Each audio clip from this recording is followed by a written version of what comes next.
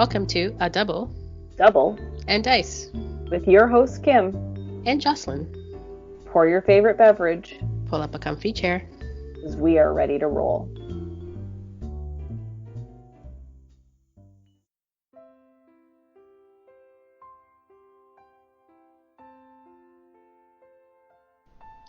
Welcome to episode 12 of A Double and Dice. Today we are continuing our conversation about the Dice Masters community. If you did not listen to our last episode, which is episode 11, we did kick off that episode with talking about the Dice Casters community. So please listen to that first and then drop in and listen to this episode as we're going to continue on. Once that episode aired, we got quite a few feedback about it. A lot of people reached out to myself and Jocelyn, their feedback, their opinions about the Dice Masters community. And I think we're going to kick it off by starting with the traffic light system. I think a topic that's still kind of getting worked through. I wouldn't say probably perfection, but it's getting there. And I know it still confuses a lot of people out there, and myself, but we got one from our YouTube, Petrus, and he even said that the traffic light system is too subjective, and I know he's been trying to work better at,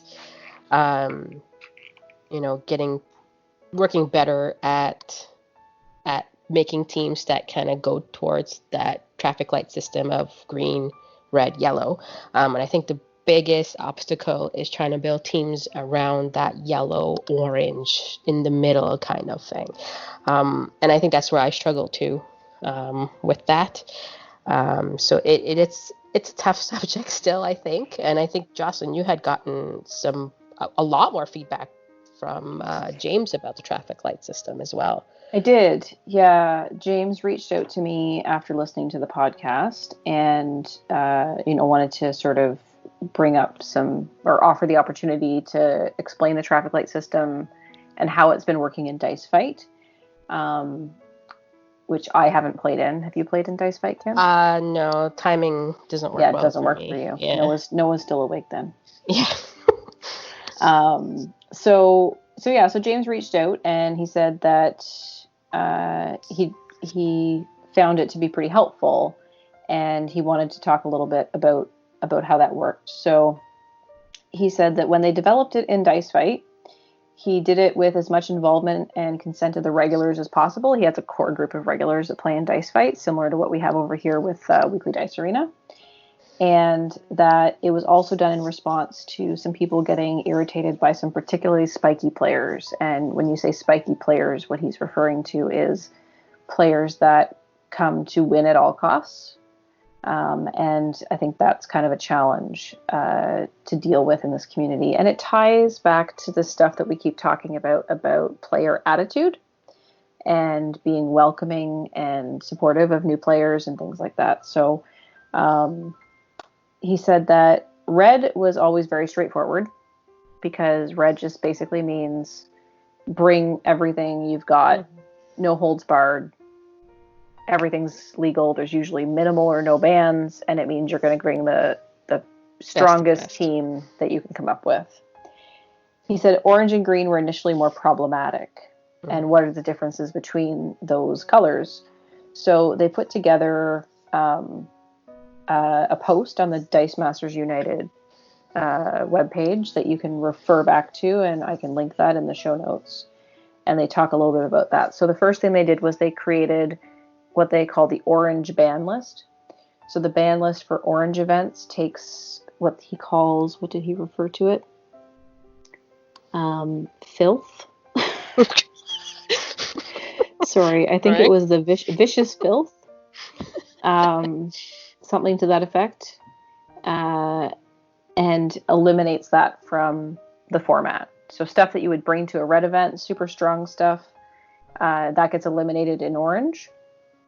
And that's in the ban list. And then they sometimes add additional items to the ban list based on the format. So if there's something that's super strong in a particular format, but normally would not be really strong, And I'm thinking off the top of my head, like the 5x5 format that Team of the Month ran a little while ago. Dice Fight's been playing that, where you have 5 cards and they're all 5 costs. I think they did that, and they banned Warriors 3, for example. So the Warriors 3, as you may remember from Thor, Mighty Thor set, Yeah. you've got Volstagg, you've got Hogan, and you've got, what's the other one? Oh goodness. Volstagg, Hogan, and Fandral. Fandral, yes, that's it. Right? And one of them grants everybody Overcrush, and one of them grants everybody Intimidate, and one of them grants everybody something else. I can't remember. I think 2 are rares and one's an uncommon or something like that. And basically the 3 of them together are a force to be reckoned with. So but to get to 3/5 costs can be challenging. So it's not usually super strong, but in certain formats it might be. So in those formats, they would add an event-specific ban list for an orange event, if it was an orange event, for example. So that sort of helped them out there. And then they said, what else did he say here? That clearly distinguishes orange from red. And then he says any mismatches in power levels can be blamed on him and the list rather than the individual players. So that's an interesting way to look at it.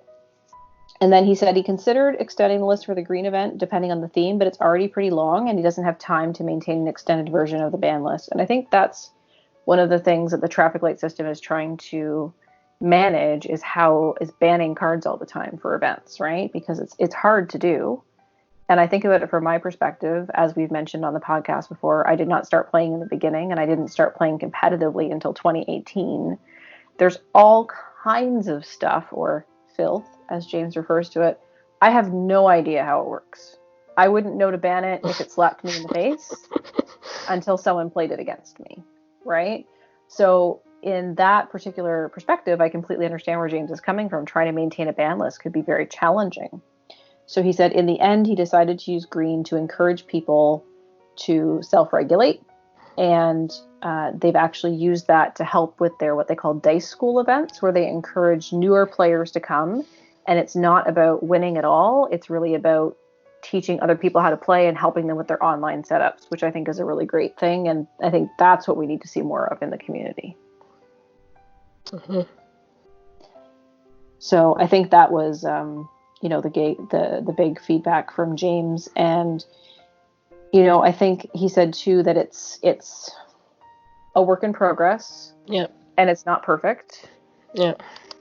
And I agree. I think everything's a work in progress, and I don't think anything's perfect. I think it's really up to the player base and the community to adopt these things and make sure they're having those positive attitudes that are so important in maintaining a positive community. Because if you do have these players that are coming to win at all costs, for example, and always building the absolute best team they can for any format that they're into, and they're going to win all the time. If you're a new player, that can be disheartening for some people. Some people will take it as a challenge and say, I want to beat that. And other people will take it as, well, maybe this game isn't for me. Yeah, that's definitely not welcoming. So I really like the idea of Dice School. Mm-hmm. And I like what they've done over there with their ban list and how they're trying to make it more inclusive and, take some of that stuff out. I know they run a lot of golden events over there in Dice Fight, and they encourage proxies very strongly, so that anyone can play anything. So there's a lot of welcoming things over there. And I think it's just a system that we need to continue to develop and, keep trying to build. And I do think those middle level events are the hardest ones to build for. Yeah, like in next week's WA, it's a yellow event, but Ross put bands to it. Yeah. So it kind of helps you out, but then someone threw out Angela in there because it's Guardians, Thor, and the new set, Infinity Gauntlet. Mm-hmm. And then I'm like, well, isn't Angela red? So it's kind of, you need to know, maybe you need to know what cards do, if I'm saying that right, you know what I mean? So knowing how high it is in the meta, stripe doesn't mean anything, Mm-hmm. right? It doesn't like, oh, I have a super rare. Yeah, it's definitely red or yellow. It can be green for all we know, right? It's doesn't shouldn't be based on the color of the stripe, right? Yeah, It's what that card can do and how effectively it can do it with your parameters. I think that that's a really good point, and I think that what we maybe didn't get across in our last episode is, it's not necessarily about the system per se, but it's more about how people are applying it. Mm-hmm. And I think we talked a little bit about it, but maybe not enough about people categorizing cards, for example, as a certain way, or teams as a certain way, or using it as an excuse for losing. This is a green event and I lost, so I'm going to tell you that that your team was not green. Right? Mm-hmm. That's kind of the part that I have issue with. And again, that's less about the system and more about how it's being applied. And I think as we continue to apply it, we're going to see improvements. So I'm going to bring up a game that I watched. I was at the beginning of a Weekly Dice Arena. As you guys know, I don't usually play in Weekly Dice Arena anymore just because of my work schedule. But sometimes I can drop in and watch like the first match. So I was watching the first match, and it was a week that Nick Jackalope Spam, was playing our own Jordo. And it was I want to say it was a green event or an orange yellow event. I can't I remember think which one. the week before, right? I think Oh no, this was last quite a week. while ago. Oh, okay. Yeah, this was several weeks ago. Oh, okay. And I dropped in, and the two of them were playing, and I'm like, oh, I'll go watch Jordo and Jackalope Span here. I'll be a third J in the chat. And I sat down and was watching them play, and I saw Nick's team. And Nick's team had Becky Lynch made in Ireland, which is the 5-cost Becky, which if you have not heard, she, when fielded, re-rolls up to 2 target character dice, and for any character die that rolls energy face, deals 1 damage to that player. And she has Overcrush with redonkulous stats.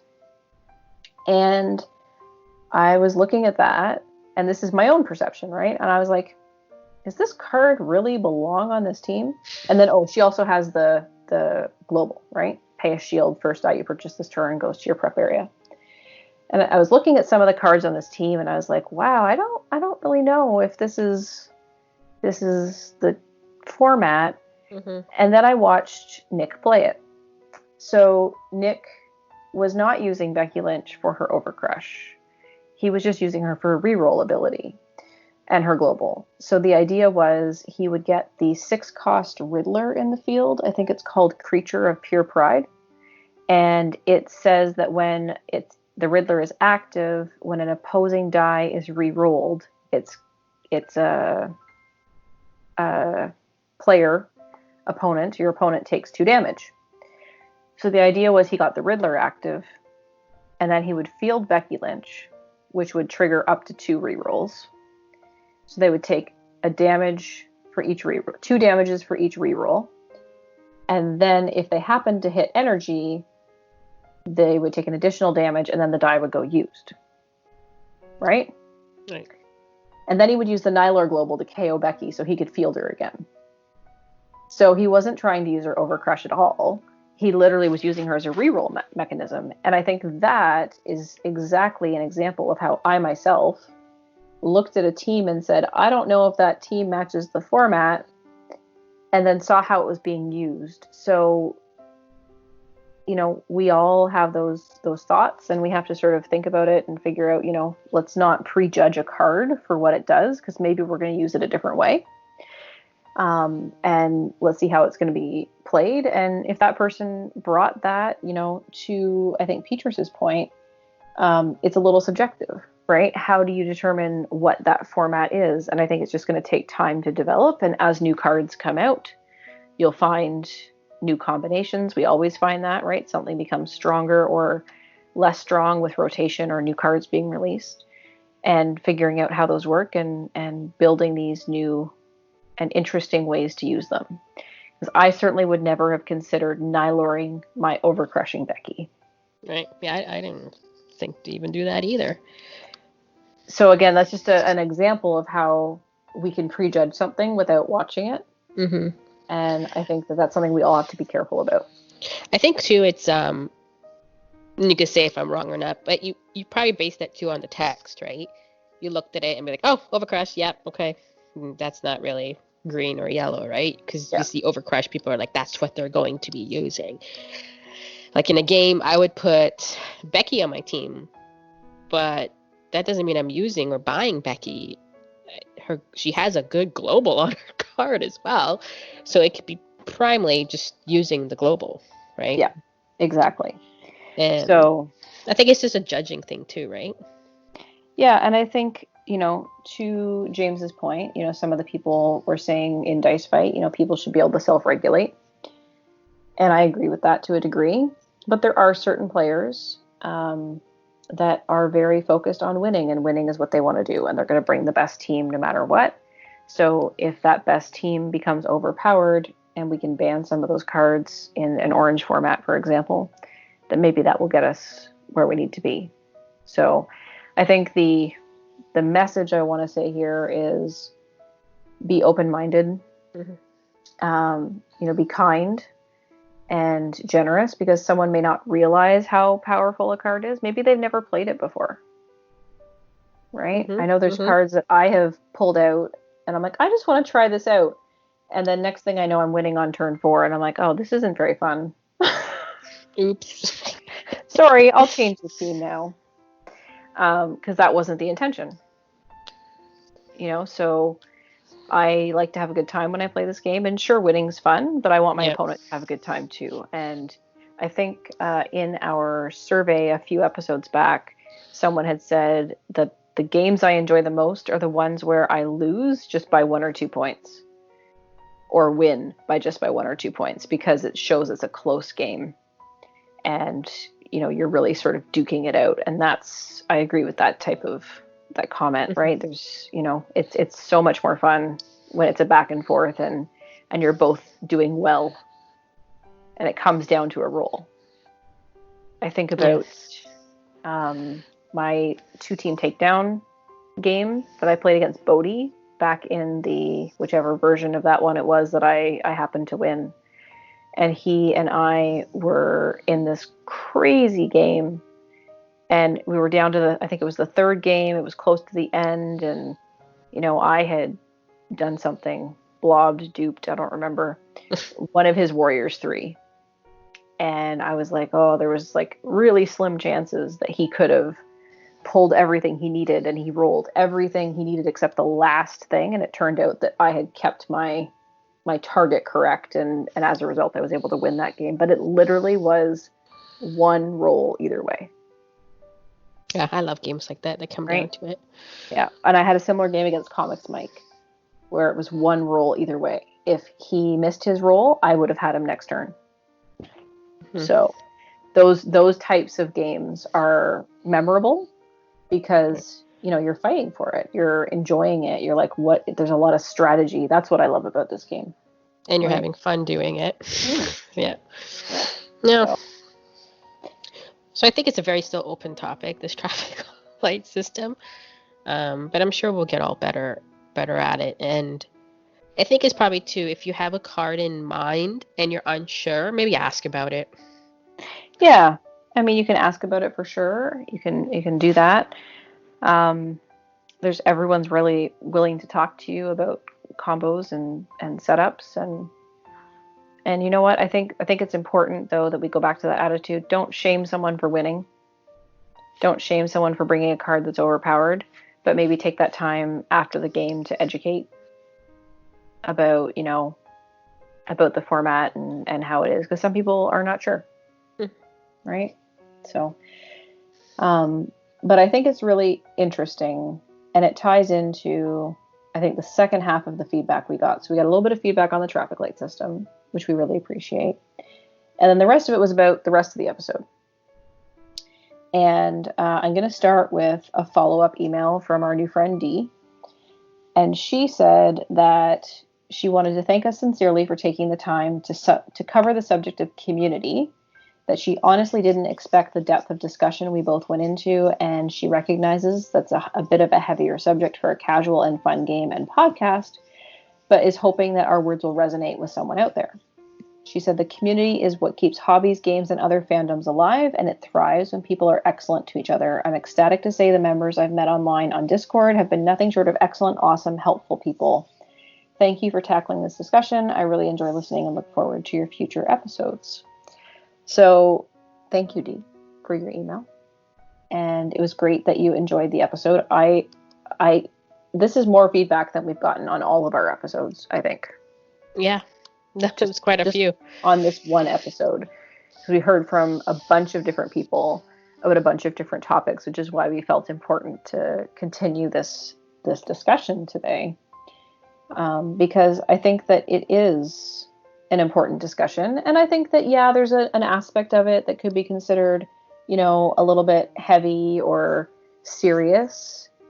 But I think we need to keep in mind that if we don't have that discussion, we may not have this game to talk about in a bunch of years, because maybe the community will turn toxic. We've seen it happen, right, in other games. Mm-hmm.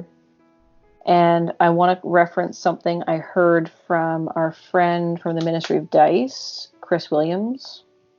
He said, Popper's paradox of intolerance. In order to maintain tolerance, we must be intolerant of intolerance.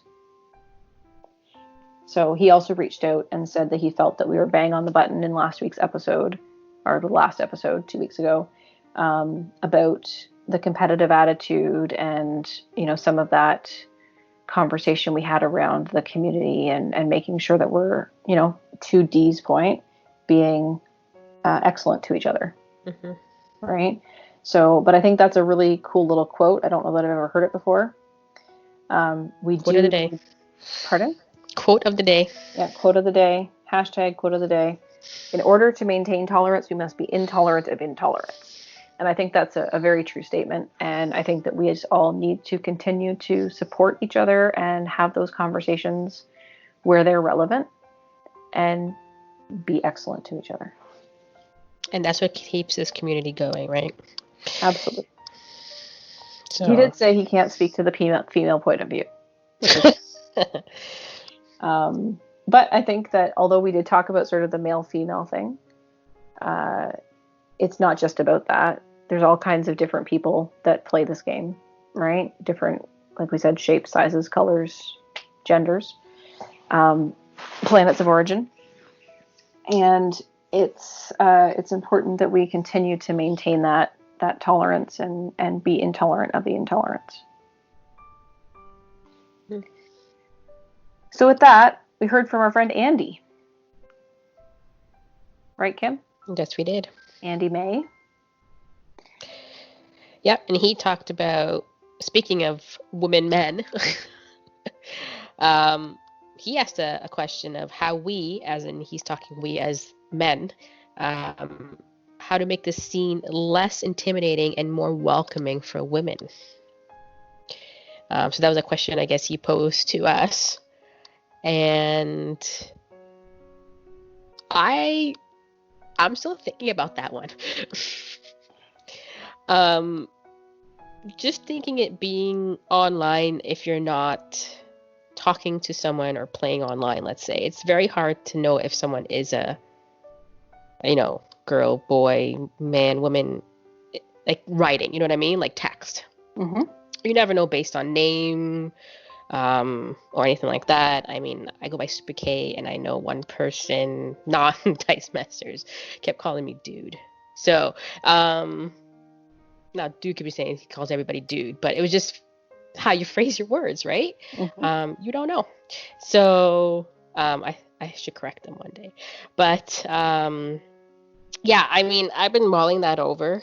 It is hard to know if you're not actually talking to someone or hearing their voice or playing with someone if they are, and I think that's a bit tough, but I don't know. I'm still mulling it over. Did you have thoughts on it, Jocelyn? Like Well, I don't think that you and I are going to solve this in a podcast episode, Kim. No. But I think with the help of the community, we can probably get something out there. The other thing that Andy put in this email that I think is really important as part of this conversation is he said, if you have any tips for the larger community about getting the ladies involved, it would be great to know. I've always just seen it as a larger gaming community thing. There seem to be fewer women out there playing most games, so I've always brushed it off as just the way it is. But maybe it's time for a change in that just the way it is attitude. And I think that's really the key, right? We cannot continue to accept the status quo. I feel like I'm like rallying cry. There's not going to be any rioting, okay, people? There's no We have rioting. signs, you just can't see it. But no, I think that's the what we're trying to do here, right? We're trying to create a voice for women in this game. And I know I talked to Rob about the episode. He didn't get a chance to write in, but he said that he felt that the podcast, episode 11, was something that, although it's a Dice Masters podcast, could be applied to any gaming community, that conversation that we were having. And he felt it was a really important conversation. So I think it's great that we have people that agree this is an important conversation. And we've been hearing this from the very beginning when we started the podcast. And I think we're making a difference. So I think that if I think about what makes the scene less intimidating and more welcoming for women, I think that it's really maybe less about women at all and more about people and making the scene more welcoming to people in general. And that could include this kindness that we have in this community, the positivity. I'm thinking about, if you look at it from the woman's perspective, a woman's point of view, I would say that, often I walk into places like certain gaming stores or comic shops and everyone stops and stares at me because I'm not a guy, is my assumption. Mm-hmm. So, just treat me like everyone else. Like, sure, I get it. You're in a store and somebody walks in the door, you're going to look, right? That happens. But then go back to what you're doing. Don't watch me walk all over the store, please. Yeah. That would be helpful. Be pleasant and introduce yourself and, offer assistance. And then when I say no, thank you or whatever, then, move on, right? Sometimes there's too much attention paid to the fact that I'm a woman. Do you find that, Kim? Yeah, I mean, I don't walk into much stores that have gaming. I'll be honest, I don't. I do have a board game group, and I'm the only woman. Mm-hmm. And that's a group of, I want to say 10 to, it can get up to 10 to 20. Mm-hmm. And I'm the only woman. And speaking of outside Dice Masters, right? Yeah. Just playing board games. But that was a little different because that kind of went through my husband, and my husband knew the guys that played, right? So, Mm-hmm. and then once I knew who they were, kind of thing, I just never met them, and it was pretty welcoming. It was, but I can't say I don't walk into much stores Mm-hmm. that sit and play. I know you do because you play Hero Clicks and all that stuff, right? And you go to stores. I do. I guess I could see that in our local store. If I walk in, people always glance. But usually it's most of the same crowd. Mm-hmm. And once they kind of see you a few times, then I think that's actually our local store's been good. I mean, I've met people outside Dice Masters, right, that talk and say hi and stuff like that. And I think it just gets used to it. But I think I don't know. I think it's just a time thing. It just takes time, but as if you're going to constantly to the same store, right? Yeah. But I could see those people are just maybe them playing the game for how many X months or X years. They've only seen men. Mm-hmm. So as soon as a woman walks in, they're actually, checking you out, Jocelyn. You just don't know it. Just, um, they probably, it doesn't click for them. Like I don't like Yeah, I don't it's know. it's.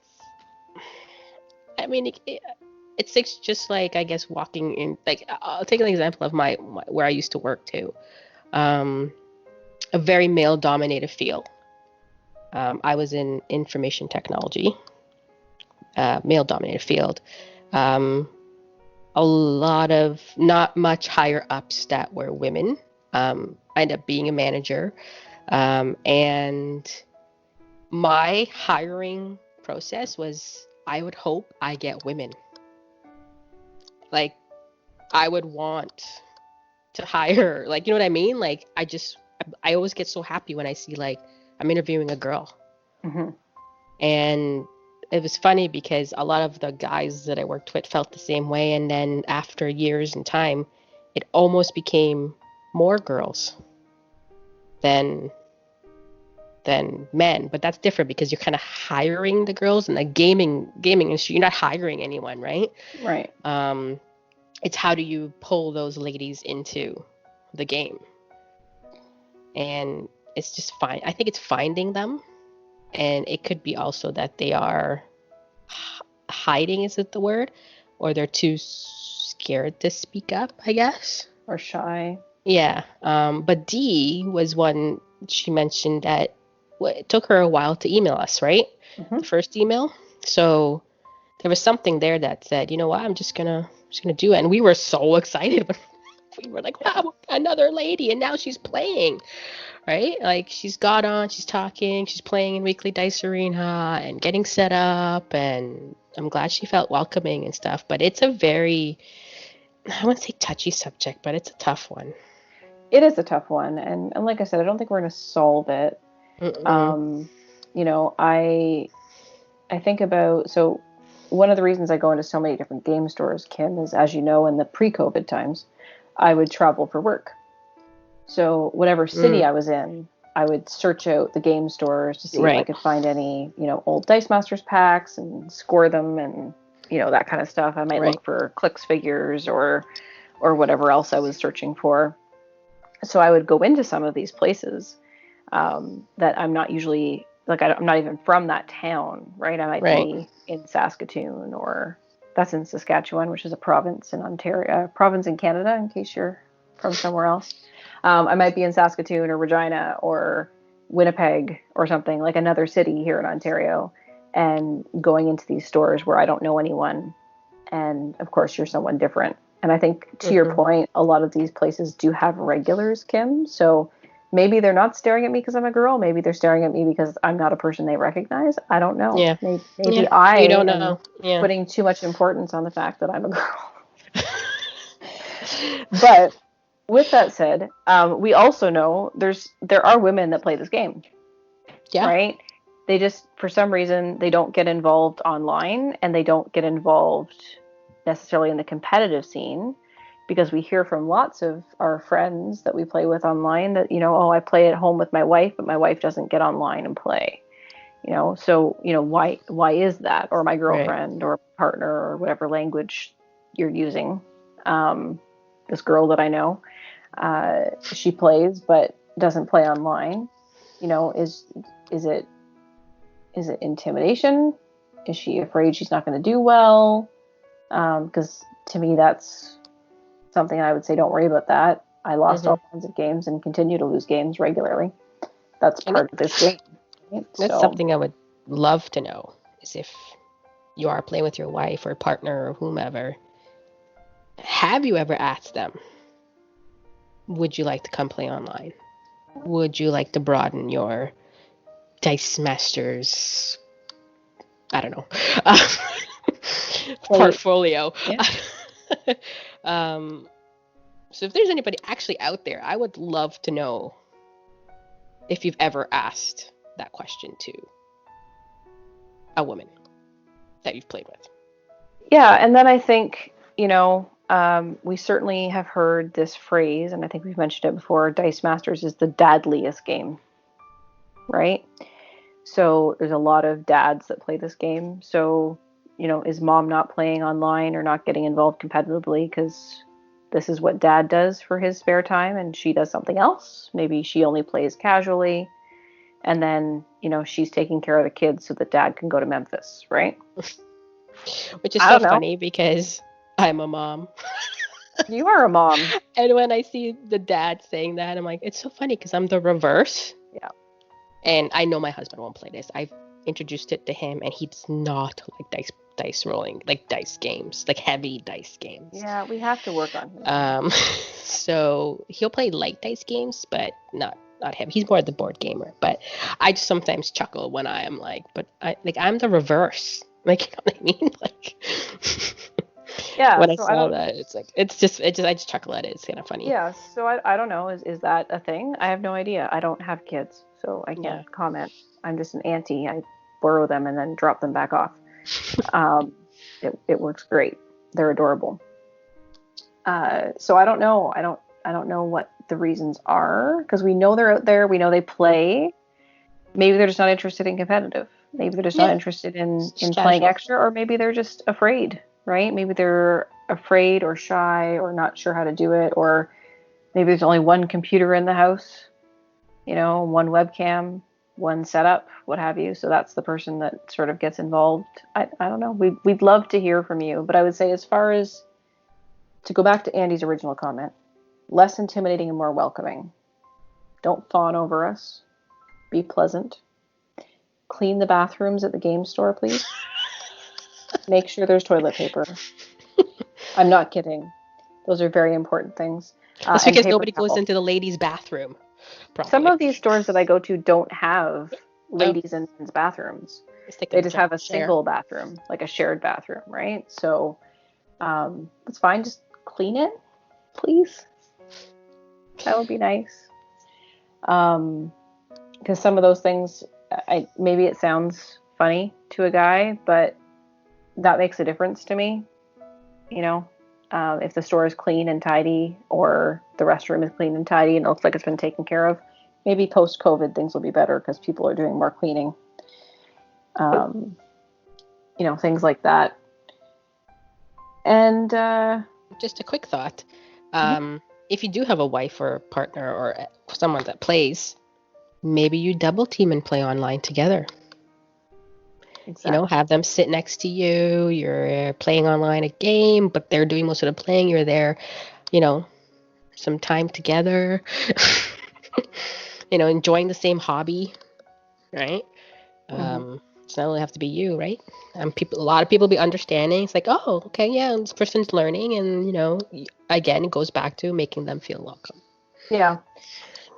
So I think it's just going to take time, and I think it's going to take positive attitudes and thoughts, similar to what we're getting from Andy here about, not just accepting the way it is, and encouraging, younger women to get involved. I know there is a certain, there's women of a certain age that grew up with this type of thing as, immature, or,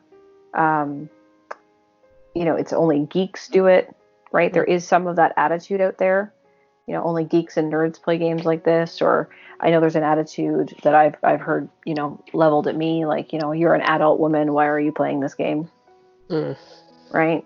Shouldn't you be doing something more important? And I'm like, I'm not going to judge your life. Please don't judge mine. Right? This is what I enjoy doing. It is certainly less expensive than some other hobbies or pastimes. And it brings me hours and hours of enjoyment, and I get to do strategy, and I get to roll dice, and I get to build teams, and I get to learn things and engage with different people. So there's lots of uptake there. I think we just have to continue to encourage. And, Andy talks about in his regular scene, they have one dedicated player out of probably 10 that is a woman. And other than that, his daughter and her friend that plays sometimes. You might remember we had our episode a few episodes back where we had Alex on. That's Alex May, Andy's daughter. And one of her friends plays sometimes. So I think that's a great way to do it. Encourage your kids to play, right? Encourage your daughters to play, and encourage your sons to play. Get their friends involved. I think board gaming in general is going through a bit of a renaissance right now and has been for a number of years. Board games are very accessible and available, and it's not just, the games I grew up on, which were Monopoly and Candyland and Scrabble. There's lots of other things, and kids are getting engaged, and so many skills you can learn from this game, like math, right? Like there's so much math involved, and economics. I need a bolt and 3 other energy. Simple economics, but it's economics. Keeps your brain sharp. You gotta think strategy. Yeah. So I think it's a game that can appeal to a lot of different people. I think it's just a matter of getting the word out that there are, other women that play. There's me. There's Kim. At Worlds, there was Melissa. Hi, Melissa. I don't know if you're listening. In the Ottawa group that we have up here near Laurier's area, we have Christine. Christine plays. So there's a few of us. I think there's more. They just, like I said, just not playing competitively. So if you have any ideas about what we can do to get more women involved, or just in general make the scene less intimidating and more welcoming, I think if we think back to Dee's email from last time, she talked about how joining the Discord was a little intimidating at first because it seemed like it was a big group of people that she didn't know, and they all knew each other, and there was like an outsider looking in perspective. So let's make sure everyone's welcome, right? Yep. And just something just popped in my head that, with Discord, I think a message comes in when someone joins the Discord. Mm-hmm.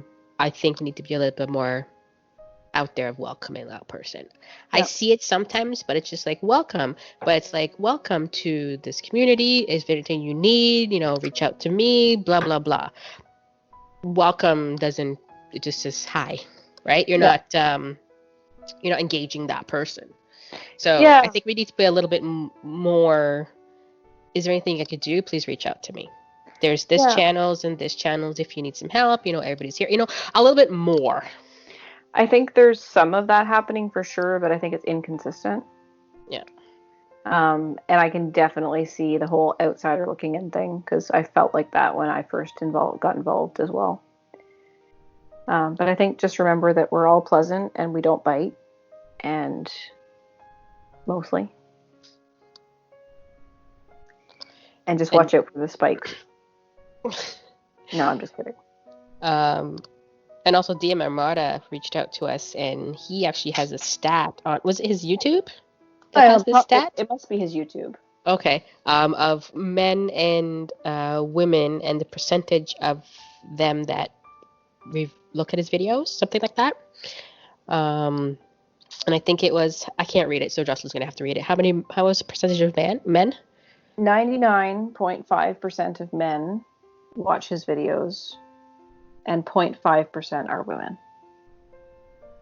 And I assume in your profile, if you've set it to male or female, I think that's what it's probably picking up. Yeah, and that's a lifetime stat for his channel. Yeah. So he said he reached out to both Kim and I and said that he was loving it, the podcast, and I asked him for more feedback, like I'd love to hear any thoughts you have on the topic, and he said, this stat has bummed me out since I started my channel 4 years ago. I've always hoped that metric would even out a lot more.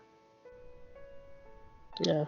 So I think we just have to continue to engage, continue to have the conversation, and don't worry, we won't have this conversation again next episode. We'll take a bit of a break. But I think that continuing to have that positivity and kindness and thinking about those ways to make everyone feel welcome, and then just encouraging people to get involved. Friends, family, kids, aliens, all of them. Skrulls. Skrull. I'm really excited for the new Fantastic Four HeroClix set. Hey, you know what happens? What comes out in HeroClix usually comes out in Dice Masters, so... There is a Sue Storm in that set, just saying. In which the HeroClix set. The Fantastic Four? Yeah. I love Storm. She's the best. There's multiple versions of Sue Storm in that set, and I may have some coming for my other WizKids game obsession.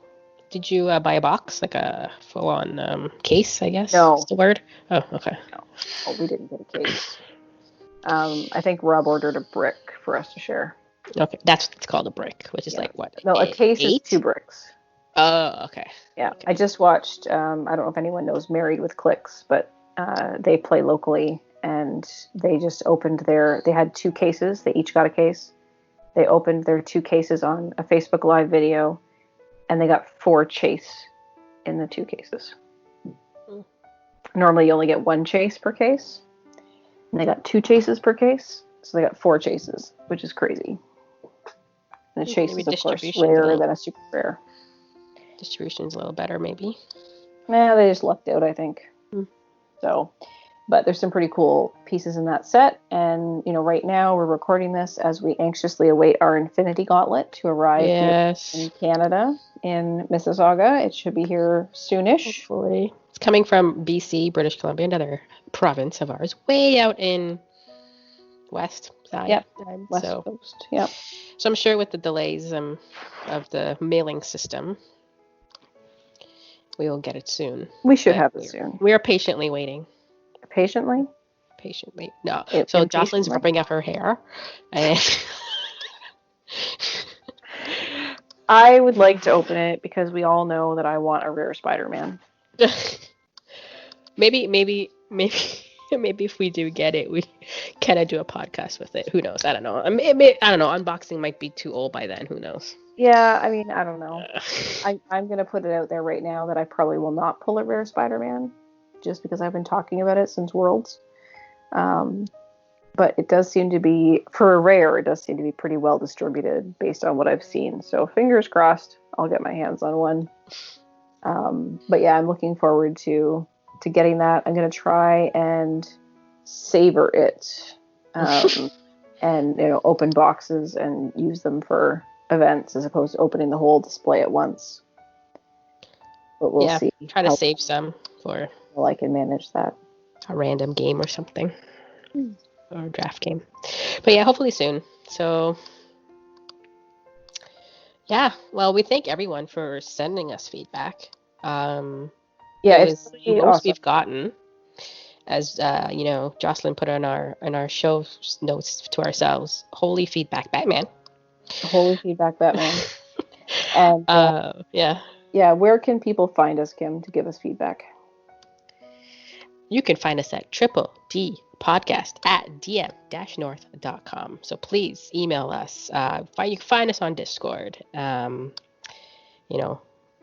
Know your thoughts. Don't be afraid. Share it. It's between us. We won't, if you don't want us to, we won't share names or anything, but we would love to hear from you. So yeah, and if you have feedback that you want to share with us, but you don't want it shared on the podcast, just let us know that too, because sometimes we get feedback from people that they don't want us to share it, and we just bring it out in general, broad strokes.